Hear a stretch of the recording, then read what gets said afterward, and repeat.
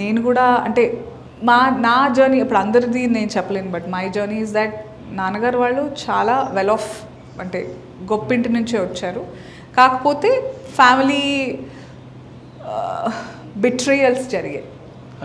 Family బిట్రేయల్స్ వల్ల ఆయన ఒంటరిగా ఆయన సంస్థానం ఏర్పాటు చేసుకుని వాట్ ఎవర్ హీ వాజ్ చాలా సాధించారు.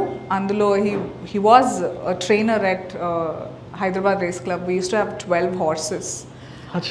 Back then only they were about 3 to 5 lakhs each horse.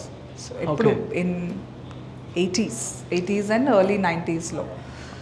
But కాకపోతే మై డాడ్ ఒకసారి ఆ దారి వెళ్ళామంటే ఇంకా ఒకసారి రేసులు అవి అలవాటు అయ్యాయంటే చెప్పలేము. అది ఇట్స్ ఒక వ్యసనం అది. And I have seen lot of ups and downs. అంటే వి యాజ్ అ ఫ్యామిలీ ఈరోజు చాలా డబ్బులు ఉన్నాయంటే ఆ రోజు రేస్కి వెళ్ళారంటే తెలీదు మళ్ళీ రేపు ఎట్లాగో అని అలా ఉండేది నాన్నతో. బట్ కన్సిస్టెన్సీ అనేది లైఫ్లో చాలా ఇంపార్టెంట్. అది నాన్నగారు అర్థం చేసుకోలేకపోయారు. ఆయన ఇంకా because he's lived very royal life.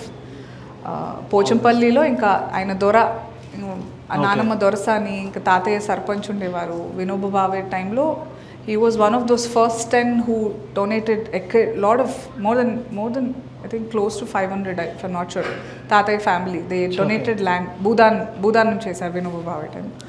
So అలా ఆయన అదే లోకంలో ఉన్నారు. పైగా ఆడపిల్లలే పుట్టారు, నాకు మగపిల్లడు లేదనేది కూడా ఉండింది ఆయనకి.